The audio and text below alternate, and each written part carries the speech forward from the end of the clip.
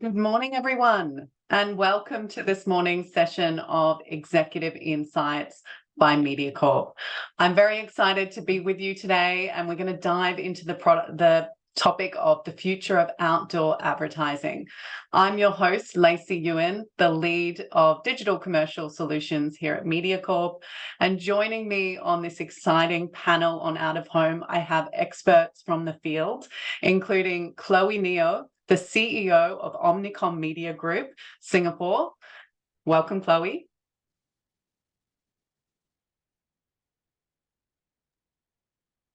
Thank you, Lacey. Very good morning to everyone. Great to have you here. Also joining us is Franck Vidal, the Director of Southeast Asia Sales and Partnerships at Vistar Media. Good morning, Franck. Morning, Lacey. Morning, everyone. Morning, Sabrina. Morning, Chloe. And last but certainly not least, I have Sabrina Tan, the Head of Industry Solutions and Outdoor at Mediacorp. Good morning, Sabrina. Good morning, everybody. Very happy to be here. Great. So before we dive into this exciting topic of out of home, of which we have experts from the agency side, from the programmatic side, and the media owner side, I think it's important for everyone that we just talk a little bit about the landscape of out of home. And Sabrina, I have you with me. Sabrina, I know you've got a long career in out of home. So maybe you can share a little bit with the audience about your experience and a little bit of an overview on the out-of-home market in Singapore. Right, Lacey, thank you very much. Hi, everybody. Yes, I've spent a good amount of time in outdoor, and I've got involved in various formats, whether it is a digital posters or a 3D build at the bus shelters, underpass domination dress up, big billboards of the expressway, and eventually I've spent a few years in Changi Airport as well, marketing to the regional advertiser. So I would say that in Singapore, it is a city-state. It is small enough where rapid reach and frequency builds up very fast for outdoor advertising, right? So that builds demand. And on the supply side, what I also noticed in the last couple of years is that we see more intention from not just the transport authority, not just from the landlords, but also from places to be part of this ecosystem. So that drives the supplies. And I'm talking about supermarket, your gas stations, even gym, that are interested to see how they can make some rental from advertising in this whole ecosystem. So that's how I'm seeing this Singapore landscape at this point of time. Singapore, as compared to many other countries, like the neighboring ones like Thailand, Malaysia, Indonesia, and all that, is actually a lot more regulated. I'll give you an example. When you drive out of Bangkok Airport, you'll be hit by a lot of billboards, right? And but if you drive out of Changi Airport, what you see is rows and rows of greens.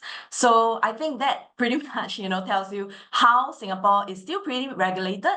Otherwise, I think there is even bigger potential for outdoor advertising. Yeah. So let me maybe just dive straight into my sharing today. So evolution and impact of outdoor in the digital age. Right. This is a very interesting, let me just. Okay, I'm trying to click. Okay. All right. I did it. Okay. So pictures tells 1,000 words. So what I wanted everyone to just take a look on the left, okay, and be transported back to the 60s. And I think at least for those who are in my era, you will not find this unfamiliar. You will see that, you see posters of such which are hand-drawn, which eventually move to be printed, and they're all put up by people overnight, right? That is, outdoor advertising. And this form of media is in fact one of the oldest form of media, even way before. I think it started way in 1800s, even way before TV and radio advertising. Yeah. So on the right, you will see a typical scene out from New York Times Squares, right? Lots and lots of bright screens, digital billboards that is screaming for your attention, stacking on top of one another. That's pretty much kind of give you a sense of how over, the last decades, how outdoor has evolved.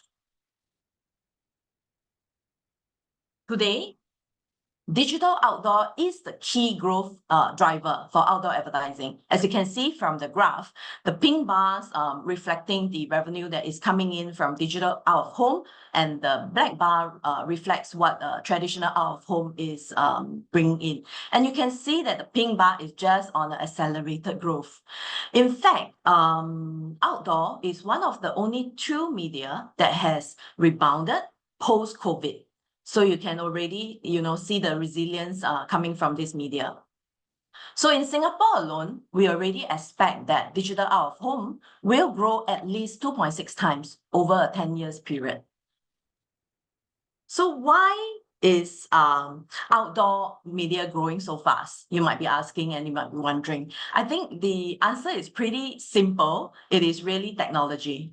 Right? So technology and cheaper screens has made it now possible for outdoor to grow at this kind of stage. Why is that so? Why do I say so? Because with technology, now it is actually possible for you to do precision targeting. So you can target exactly the kind of target audience that you're going after.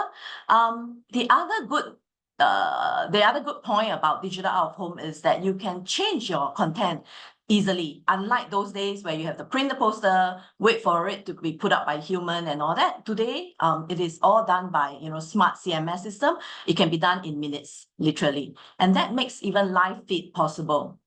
Right?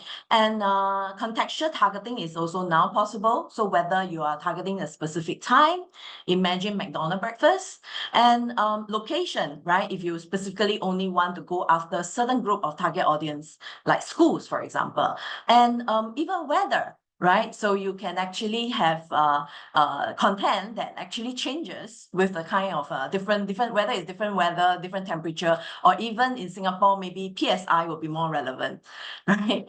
So this is all now made possible, and it is able to optimize campaign. So I want to share something that one of our industry friend, Elaine, the MD of Publicis Media, who actually shared this quote with us. She sees digital outdoor definitely as a growth driver for this whole industry. And how she actually sees it is very simple. I think today we all have a screen in front of us, whether it's your mobile phone, whether it's your laptop, whether you are resting and watching TV. Digital out of home screen is basically another screen in your consumer life. Right. So to her, and I totally agree and align with her that how digital outdoor should be part of the whole media mix that completes the campaign and bring better success for campaign. And this quote actually segues very well to my next point. So last year, Mediacorp actually commissioned for a shopper survey. And in the survey, we have discovered that 68% of shoppers, they recall ads if they are if the campaign is on more than 3 platforms. So that tells you that omni-channel is still very, very key. And how do I bring in outdoor? Outdoor, in fact, can amplify the reach of any other major media by more than 90%. So let me just give you an example. So if you see, like, for example, if the campaign is running on video stream, in-stream, and video rolls and all, if you add outdoor to the whole mix, it already amplify the reach to another 132%. So that tells you that outdoor plays a very pivotal part in today's media mix strategy to drive campaign success. Thanks, Sabrina. Really interesting about what you said about the shift in mindsets of people viewing out of home as another screen in their toolbox to use, and how that's fitting into the overall omni-channel landscape in Singapore. So I think that's really interesting insight to kind of set us up for today. What I might do now is I want to take a quick audience poll, because I'm very keen to understand, from the audience in the room, how many of us are buying out of home, how many of us are spending currently on out of home. So let's take this quick audience poll. You can answer on your screens. What percentage of your ad spend is allocated for outdoor advertising? Is it 10%? Is it 20 to 30, 30 to 50, or 50% and above? Or outdoor is not part of my media mix? We'll just give that a moment.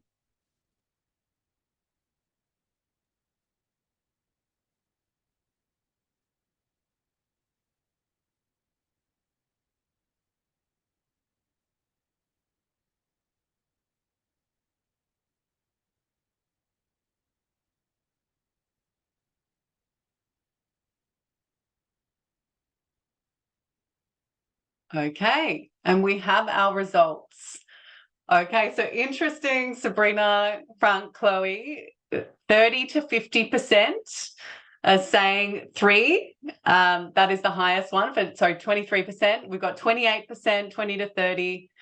Okay, 10% is 25%, and outdoor is not in my media mix, 18%. So that's quite a significant amount of clients that aren't currently planning out of home. So lots of opportunity to educate agencies and buyers on the webinar today. Okay. So thank you for participating in the poll. I think what I'd like to do now is I'd like to hear from Chloe. Chloe, you have a unique perspective on this from the agency side of the fence. So how are agencies and clients really thinking about out of home at the moment? I echo Sabrina when she said that no, out of home had come on very strong rebound, right, since the pandemic years, and 2023 has been one of the strongest year for out of home. And in 2024, we believe the sector will show promising growth as well as transformation with the digital and technology advancement. This number here on this chart shows the forecast for Singapore. While the out-of-home advertising spend is slightly over 10% of overall ad spend, it's still relatively under-optimized in general. So the earlier poll, it's very encouraging to see that some of us among this seminar is actually looking at how you can further optimize or really maybe at some point optimize your out-of-home spend. In the context of a global out-of-home advertising market, the spend is about $40 billion USD, for those who are keen to know, right? And this number, while it's a big number, it's still in a single digit as a percentage of overall ad spend. If we go to the next slide, a new study from Benchmarking, a division of Omnicon Media Group, found that increasing out-of-home share of budget allocation actually leads to better effectiveness. The US study, this is a US study, look at 3 product categories: automotive, CPG food, and retail grocery. And the ad spend trend across our home as well as other media channel. The analytical outcome is to offer guidelines for distribution of media spend across channels to optimize improvement in sales as well as brand metrics. This study used industry data sources, including historical ad spend data from 2017 to 2022. So that's a good 5 years period in terms of robust modeling as well as analysis. As part of the analysis, right, we have also layered on 100 over US brand marketing mix modeling. What is MMM or marketing mix modeling? Is actually econometric models of sales versus media activities by channel. And this will use to produce this curve that you are seeing on the chart, which is anonymized and aggregated in terms of result. So these results were then utilized to generate the product category level response curve that you see. Yeah. So it's an interesting one to see how our home is being measured as well as part of a total media mix. On the next slide. So one of the analysis that comes out and the recommendations that follow is that marketers and advertisers should start with incremental spending increases in their usage of our home, rather than top range optimization to drive overall marketing effectiveness and to have measurable impact on your sales, brand awareness, consideration, and purchase intent. Just looking, this is an extract of the study, so just referencing the table. Using the automotive category example, the automotive category, which has a historical 1% spend in OOH in US, would achieve their optimal brand awareness based on the category response curve if they were to increase their out-home allocation to 19%. And with this new allocation of their media budget, they will also see a significant lift across the brand consideration, purchase intent, as well as sales. Yeah. Another meaningful measurement that we can also layer for our home is the study around attention. And typically, the industry uses metrics such as reach and impressions, such as what Sabrina has mentioned earlier, as a proxy to whether the ads are actually seen by consumers. At Omnicon Media Group, we partner with Australian-based analytics firm Amplify Intelligence to measure whether people are actually paying attention to these ads. Just because an ad is running doesn't necessarily mean people are paying attention to it, right? So the research has found a very high correlation between active attention and people remembering the ads and brands, and thus enhancing the mental availability, which leads to brand growth. I think at the heart of advertising, we believe in forging meaningful connections that make a lasting impact for brand. Likewise, in the activation of our home, right? We believe in driving for more effective consumer connections. And to kind of give you a sense of where agencies and also brands that we work with is gearing in terms of how we are using our home and seeing as part of the entire marketing mix to drive brand growth as well as overall effectiveness. Here's an Our Home campaign that used the transit platform to bring about the strong and differentiated benefit of a brand we love. This is an award-winning campaign by Singtel, where we use its 5G mobile network to live stream an indie rock concert from an MRT train cabin that was 70 meters underground, right? As most of us are aware, a live event such as a concert requires a network that has little lag in delivering the high bandwidth video content. And this smart O2O activation demonstrated Singtel's superiority in connectivity and how they understand Singapore user. Many of us who have our time, our me time, consuming content while commuting. So let's play this behind the scene video to give everyone a flavor of the campaign. Tracing the outlines of my second. Singtel 5G presents Song, the live track. I'm very excited for that, performing on a train for the first time. We're doing a live gig on an MRT train using a 5G network to send out a live stream.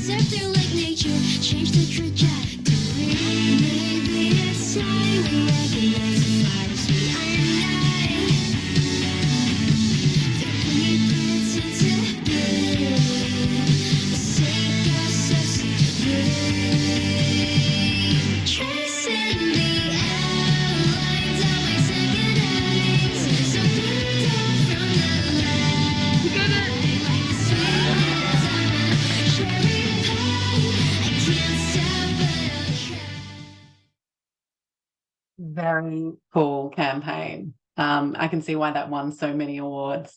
And Chloe, I think you really nailed it when you talked about, how out of home is underutilized and how it should be seen as part of the omni-channel campaign. And it seems like you and Sabrina are really singing the same tune on that. So I'm keen to kind of understand, putting on our programmatic hat for a second, and I'm going to bring you into the conversation, Franck. Obviously, you work on the programmatic side of the out-of-home business, which is bustling and growing and innovating since COVID times. I really want to understand, I have one question for you before we lead into this. If I'm buying out-of-home media, when are the times that I should consider buying direct with an out-of-home vendor? Or when should I be buying programmatically, for the audience to understand? Well, thanks, Lacey, for the questions. And thanks, Sabrina and Chloe, for sharing so much enthusiasm around out of home. So to your question, Lacey, that's a very valid question. And actually, both strategy can be very complementary in a sense that we all know, and as Sabrina mentioned earlier as well, traditional out of home is kind of always on, mass targets, and top of the funnel. So where programmatic DOH navigates is really to connect the dot between top of the funnel and bottom of the funnel, because programmatic DOH helps brands to provide agility, addressability, and automation as well. So ultimately, it's a way to complementary and to build up the full funnel solutions. And again, I remember in the poll earlier that 18% of people never bought out of home or is not part of the media mix. There might be multiple reasons for that. Maybe it's budget. And because out of home, sometimes it's seen as a heavy budget channel.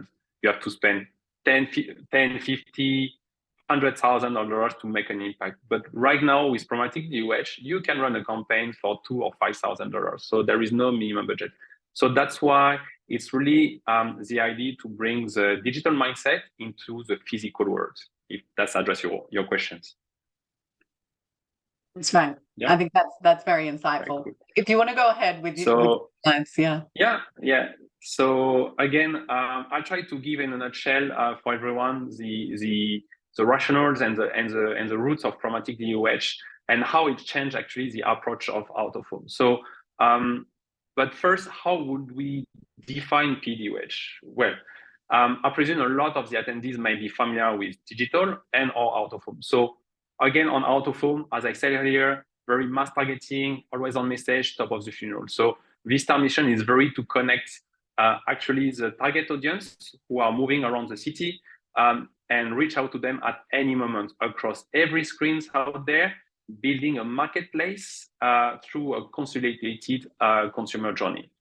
Let me go to the next slide, if I manage. Sorry. Sorry, I have trouble to move to the next slide. Oops.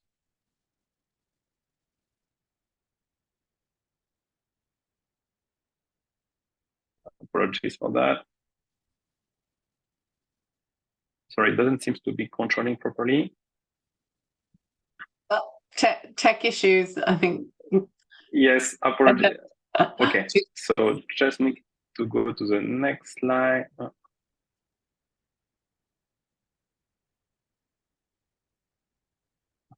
Okay. Chen-Fong, can I ask you your help to go to the next slide for me on the moving forward? Yes. Okay. All right. So so programmatic DOH is actually booming, and that's happening along the digital advertising growth as well. So the idea, as I said earlier, is to bring the same benefits to the brands, meaning bringing flexibility. So for brands and agencies to adjust your budgets and strategy in real time on physical screens in the streets, speed to market. So you can now you can literally activate campaigns in few minutes with digital out-of-home screens. Robust reporting, as you can see here as well, it refers to speaks with one metrics, which is CPM, the same as programmatic, and across all screens in the market, regardless who owns the screens. Holistic measurements, and I saw there was one Q&A about measurements. So the idea with programmatic DOH now, you can assess the return on investment of your out-of-home spends. And last but not least, and to your questions earlier, Lacey, is really to build your omni-channel approach. So really, you can ensure a continuity in your media mix from top to bottom of the funnels, echoing what Chloe was mentioning as well earlier. Going to the next slide. But the next question is actually, so why building a DOH marketplace? Well, for us, the objective is to make easier for people to plan out of home, to provide agencies, DSPs, a comprehensive coverage across the entire market and beyond, actually. So we were very excited a few weeks ago that Mediacorp joined our Singapore marketplace, along 8 other existing publishers, which help us to cover for 3,300 screens across Singapore only. Okay. From there, so if I go to the next slide. From there, PDOH and Vistar permits marketers to plan digital out-of-home campaigns. Sorry, if you go to the previous slide, but to plan DOH campaigns in a simplified manner. So we relies on data just to make sure the campaign is become more accurate, more addressable, as I said earlier. Next slide, please. Thank you. And ultimately, so Vistar approach is to replicate the digital ecosystem into the out-of-home environments. Okay, so building from DSPs all the way to Vistar Exchange, bringing data-driven campaigns into the streets. next slide, you will see that moving forward with out-of-home, which meant to be one traditional for always on and mass targeting and high reach. The idea ultimately is to reach out to your audience only, your people, as when and where they go around. So it means that you will be able to speak to them, enjoying addressability to physical screens meaning in the real world, regardless where the screen sits. So if we go to the next slide, you will see that the idea is to build a marketplace covering for all different environments wherever the screen sits. Either we're talking about grocery stores, we're talking about the bus shelters, we're talking about large billboard, Chinatown points, or 10 Square, for instance. Okay, if we go to the next slide. Now, how do we activate our programmatic DOH? Well, I would say if some of you are familiar with digital, it's quite simple. So we use the same approach, built for success, meaning we define the audience with our client or with our partners. We analyze the movement of this specific audience, and we activate the campaigns as when and where there is a high concentration of this audience. And ultimately, we provide accountability. So the next slide, I believe, is going to illustrate the mechanism of that. So we tap into GPS signals of mobile phone, helping us to build a heat map, as I said earlier. And the heat map will identify where and where your key audience are moving around.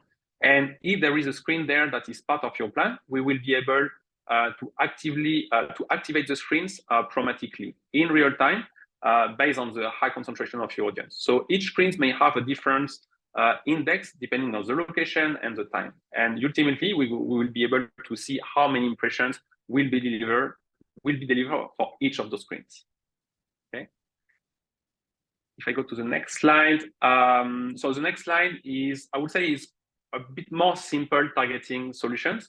Again, echoing what Sabrina was saying about time targeting, location targeting, or either contextual targeting.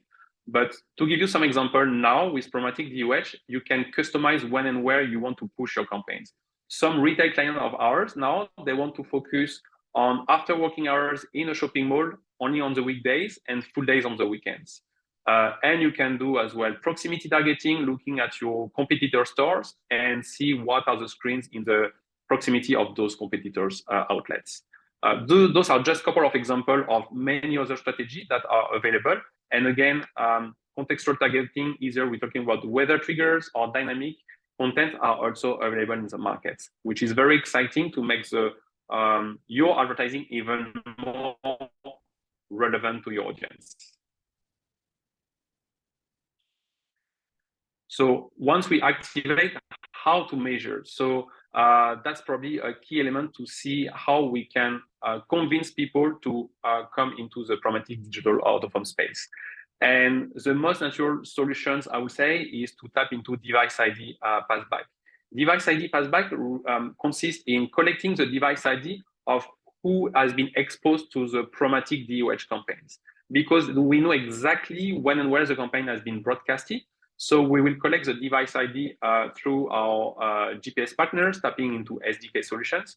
And those device ID can be passed back to the clients, and the clients can connect the dots, meaning they can retarget, build lookalike audience, measure the impact of the campaigns, and as I say, retarget on the channels of their choice. Either it's one of the web page, on YouTube, on Meta, on TikTok, whatsoever. So a lot of opportunity to, as I say earlier, to build the continuity of your media mix.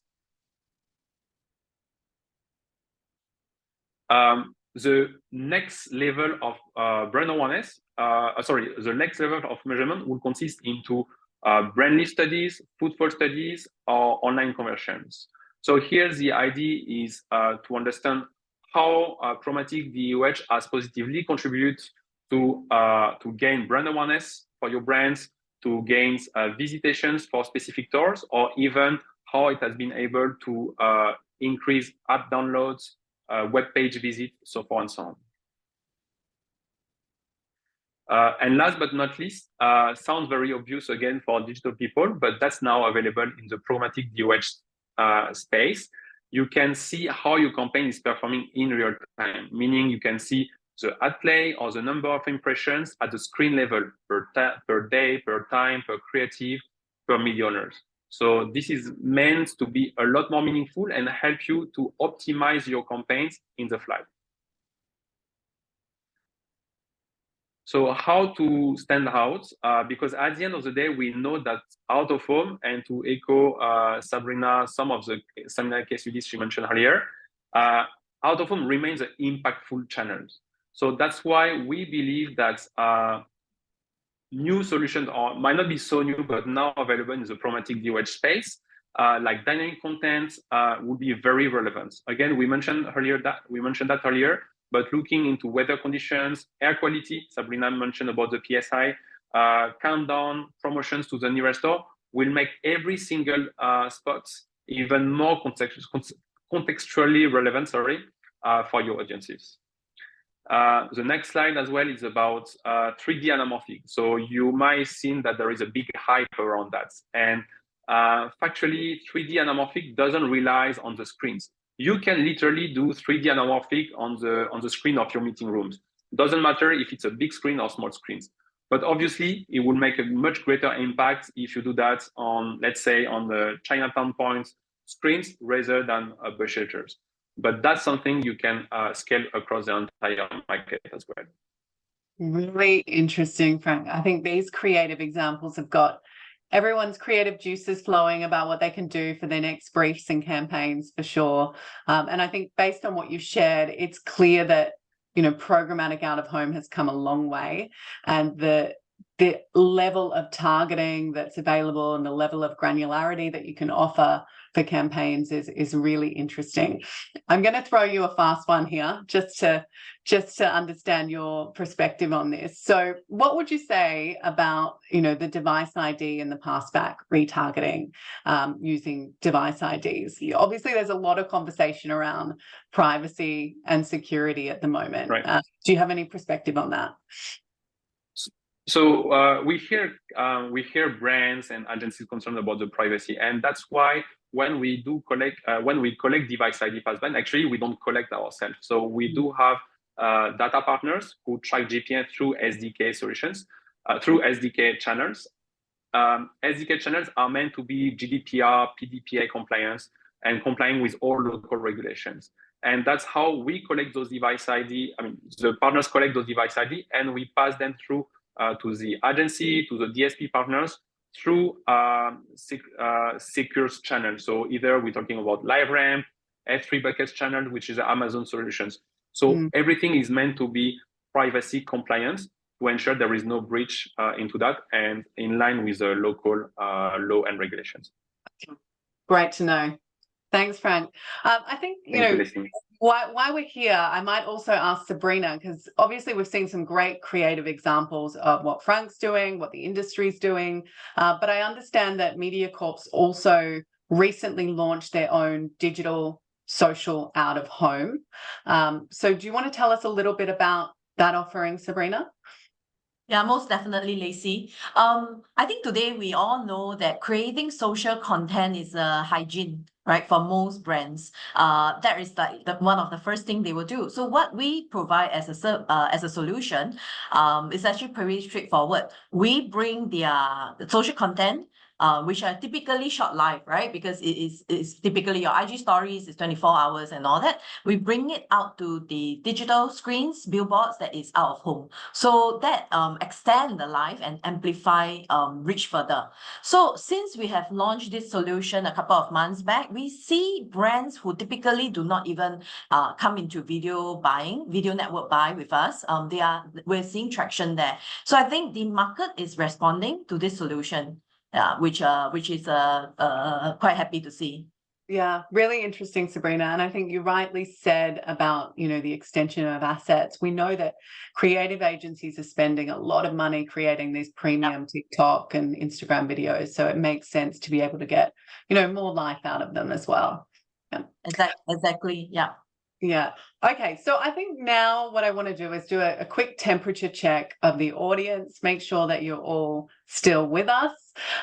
So we're going to do another poll. The poll is, how do you think programmatic digital out of home can benefit your brand? The answers are on the screen. We'll just give you a moment. Is that through precision targeting, dynamic content, interactivity, measurement, or real-time updates?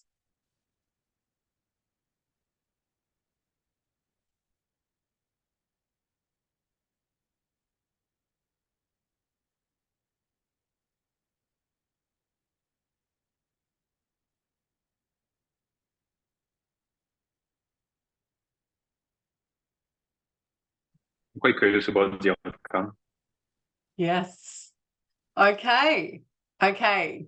So it's clear that everyone's been listening, Franck. I think it's, you've addressed most of these within your content, that we can do all of these things using programmatic out of home.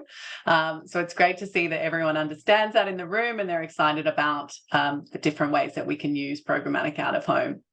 I think at this point, we've gone through the landscape of out-of-home advertising, how it's evolved in Singapore. We've gone through, media effectiveness and how out-of-home should play within your marketing funnel for omni-channel planning. We've dived into the world of programmatic out-of-home. I think for the closing, I want to look to the future. And Chloe, I'm going to turn to you for this, because I really want to understand what are some of the considerations that we need to look at in the future of out-of-home advertising.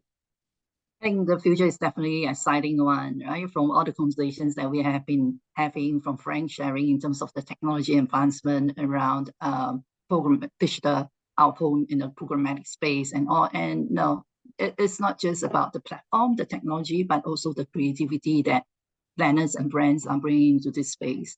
When we look into the crystal ball, if there's such a thing as that, I think a lot of the work, like I mentioned, at the core of advertising is about brand and consumer, building meaningful brand and consumer connection, right? So the future of out-of-home will also be a segment. It will be under the influence of consumer media landscape.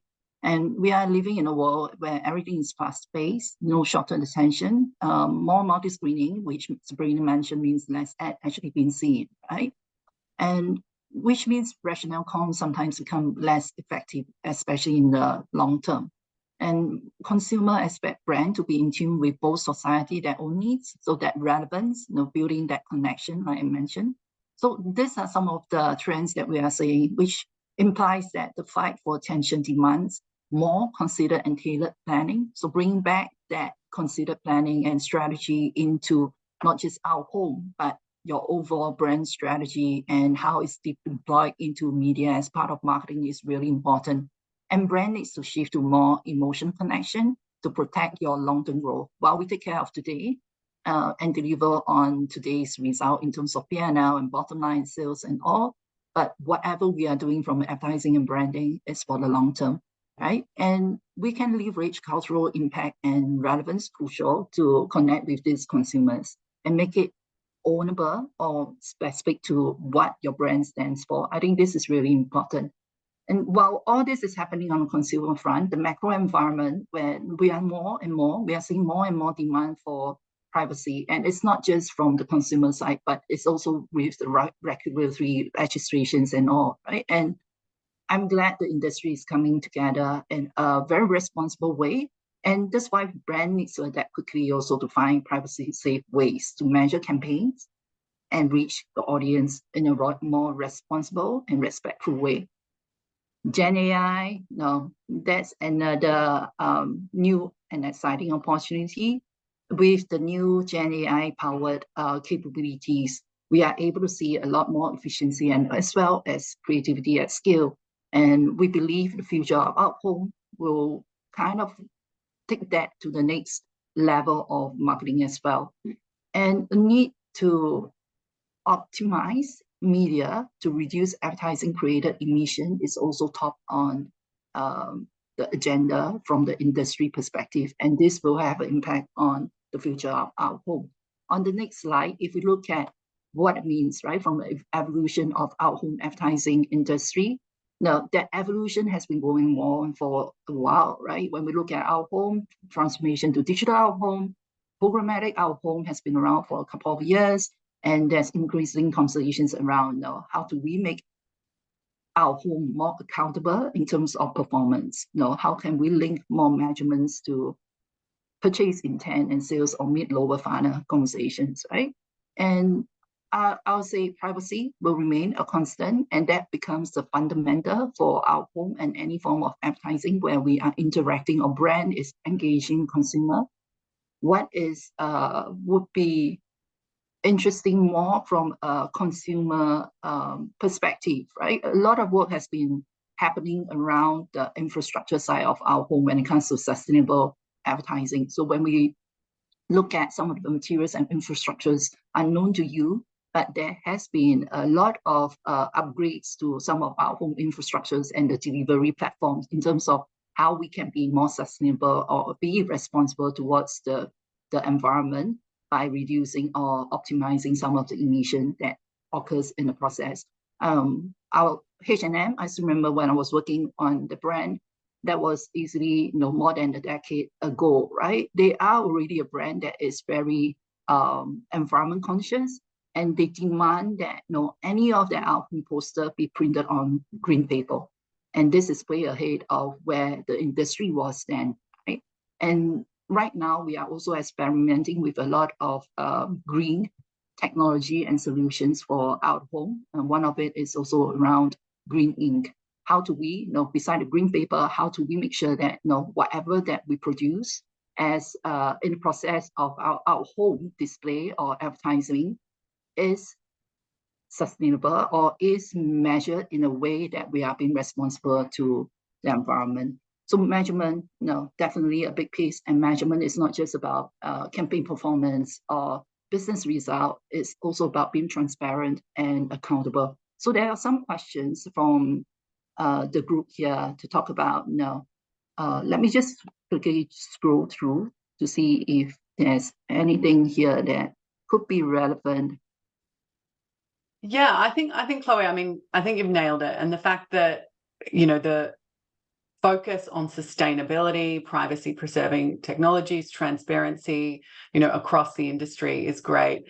I guess I think you've mentioned it earlier in your kind of measurement slide, but I might throw this one to you. What are the good measurement solutions to really measure the impact of out of home and digital out of home? I think it really depends on what the brand hopes to achieve, right? And if we look at it, if we look at holistically as a marketing campaign, I'll say on a macro level, a marketing mix modeling is good because it allows you to understand what is the overall impact of your marketing investment across the channel mix and what are the levers, right? You can optimize to drive the desired outcome across brand awareness, consideration, purchase intent, and sales or converted behavior, right?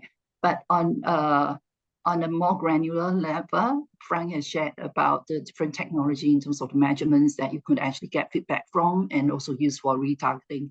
There is also these questions about how do we know when our ads are running? So there are in the industry third-party verification services and solutions. Vistar would have one of them as well. But there are static verification, digital verification, as well as programmatic verification. And these are done by third-party solution companies and available for the industry, right? So as we gear towards more transparency and accountability, you're going to see more adoption of such measurement as well as verification solutions. That's great.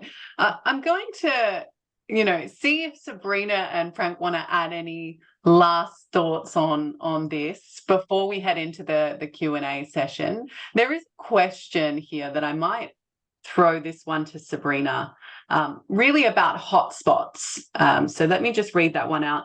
What are some of the hotspots, digital out of home areas in the city centre that we can consider? Right, thanks, Lacey. I think in this question, there is already a preconceived thinking that city center is the hotspot. I think typically in most city state, right? You're talking about city is where the traffic is the highest. So typically you would think that is the hotspot. But I also urge the audience to also rethink how COVID has actually changed our life. So we have also seen that, and there's mobility study done as well, that post-COVID, people traveling pattern has also changed, right? They are spending a lot more time within the heartland hubs, and there is also migration in that sense. So I don't think it is so straightforward that, oh, hotspot in city center, just go and invest all your money there and you'll be great. And I also think it's which sector. So imagine if you are Chanel, right? Then you will only hit up the street, just like where they rent their shop. Similarly, if you are a Pokka green tea, then, looking at a whole island where the supermarkets are, the heartlands are, may be more valuable to you than be in Orchard. I think that will be my answer to that. Great. Thanks, Sabrina. So I think we might officially move to the Q&A session because we have quite a lot of questions to ask here. I am going to throw one at Franck here. Okay. When you buy digital out of home, do you buy in time blocks, or how do we know when our ads are running? And I think you alluded to this in your section, but maybe you want to address the audience here. Yes, thanks, Lacey. So indeed, so you can decide to run throughout the day if you, for instance, relies on audience targeting, but you can also you can do also time targeting. So you can cherry pick your time when you want to deliver the campaign, where you want to deliver it, and you can track that actually. So when the campaign is delivering through the DSPs, you can see what we call the publisher's impression, what some DSPs are calling publisher's impressions or serve impressions. So you will see the number of people potentially being reached, as well as the number of times the campaign has been played. So it's really up to the brand strategy to decide if they want to do only morning, peak hours, or full day. And they may change the time strategy depending on the venue types. So venue types refers to transits, retails, billboards, so on that you want to tap on. Great.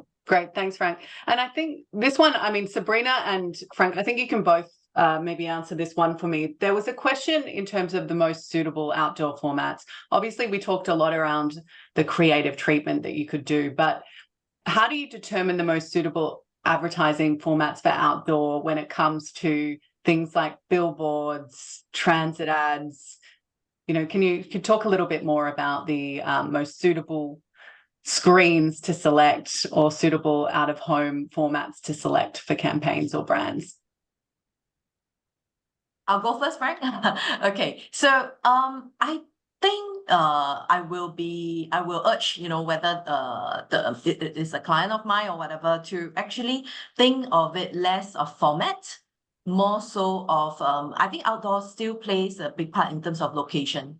So location is still key. And why location is still key? Because that's where your target audience are. So rather than thinking what sort of format, because I think format is how your creative work plays to the format. So I'll give you an example. So if the audience is regional travelers, and you must be in airport, then you will even go down to which nationality and stuff like that, and that will be already confined to that space or that location, and what kind of format can be played around there. So you might think that, okay, within the airport, for example, you can only play with digital billboard or even static billboard because that is what is ready. But in fact, personally, I have executed a campaign for F1 where we actually create a whole 3D mock-up, a whole 3D replication of the Formula One car, right? So that create engagement as well as so it's a different format altogether, but it's still out of home, right? So I don't think it's so much about like which format, but more so of where your audience are, where are they, and location. Yeah, I will definitely agree with Sabrina. And ultimately, some brands may be restricted based on the existing asset they have. So they may say, regardless, it's a billboard, it's a transit, or I just want portraits asset because this is what I have for digital, and I just want to replicate that. But ultimately, the idea is, regardless where your campaigns is going around, this is probably what is more meaningful. I used, for instance, last year I had a client who was looking, I just want bus shelters.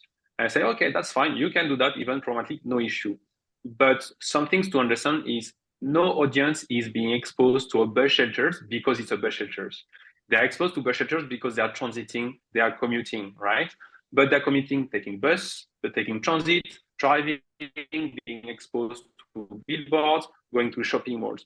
So ultimately, it's all about the strategy. If the brands want to do proximity targeting, it's a retail brand, well, they may want to stick to retails and shopping malls. But again, to Sabrina's point, and I'm very aligned with that, the idea to see it as a journey, and what matters is about the outcome of the campaign. Thanks, Vin. Okay, so the questions are coming in fast and furious. I'm going to send the next one Chloe's way. Goes back to your comments about the marketing mix modeling. And the question was, does it work for enterprise brands or only business to consumer?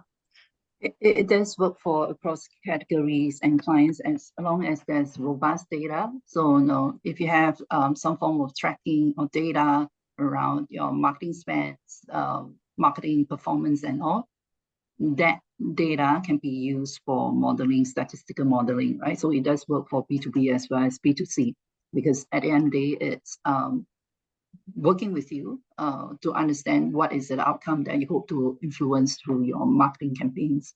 I think it's really important when we look at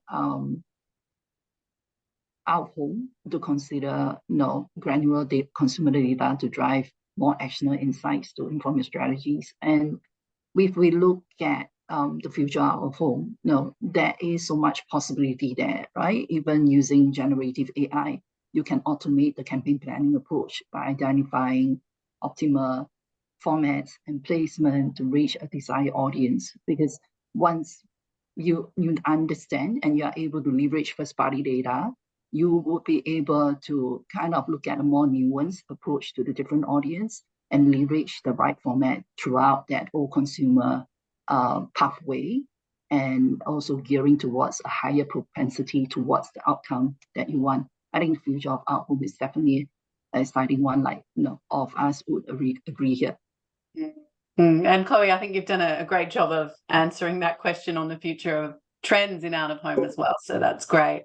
Okay, let's go to the last question before we close. The question is, with the rise in online only brands and businesses, how can we use digital programmatic out of home when we may not know where our target audience may be, or if they're everywhere? Frank, do you want to address this one first?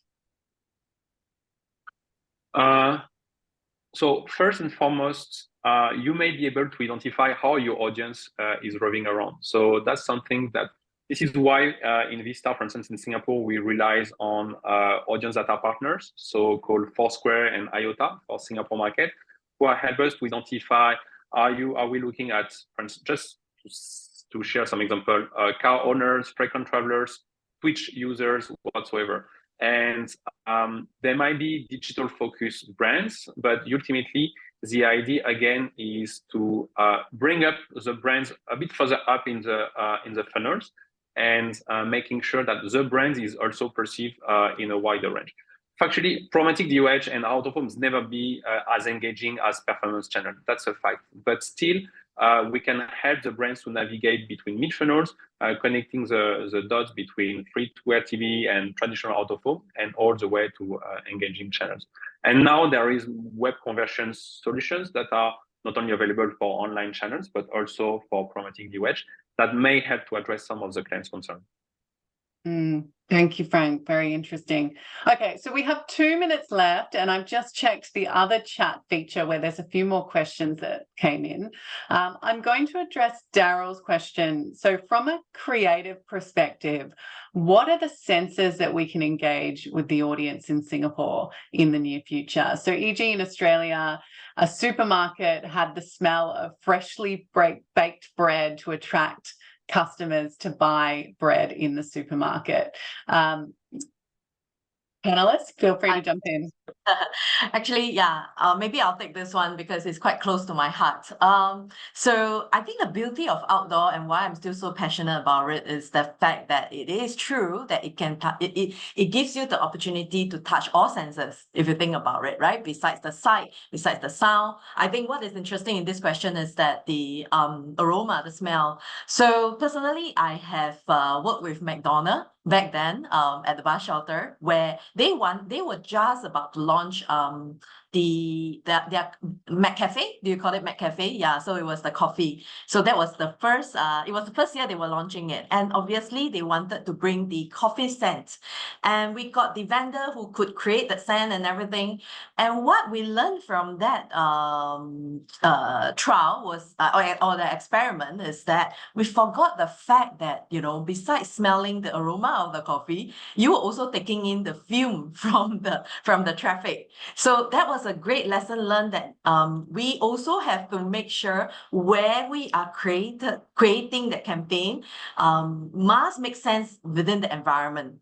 So we brought it indoor in a sense, like, you know, to the nicer part of underground, underpass and all that. So I think it is possible. We just need to be very careful where we are executing it. Yeah. Yeah, that's great. And I imagine solutions like that, you know, can get quite expensive when you're bringing in scent and things as well. So it's probably a consideration there as well. You're right. So it doesn't scale, unfortunately, because of the cost factor.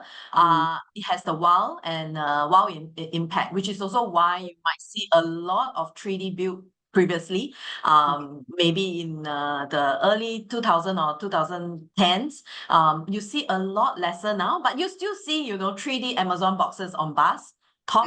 You still see that. It's still nice to see all this. So I think one last point actually I want to leave for the audience, in fact, is pretty related to this point. While we talk a lot about how technology has empowered outdoor, how it is going to be really exciting in the future where measurements and all is coming into play, I think what we should not also forget that outdoor has the beauty to wow audience, to impact. So some of the execution may not be digital outdoor, and it could be done in a very traditional way, but it creates that impact and the wow effect, and that still works.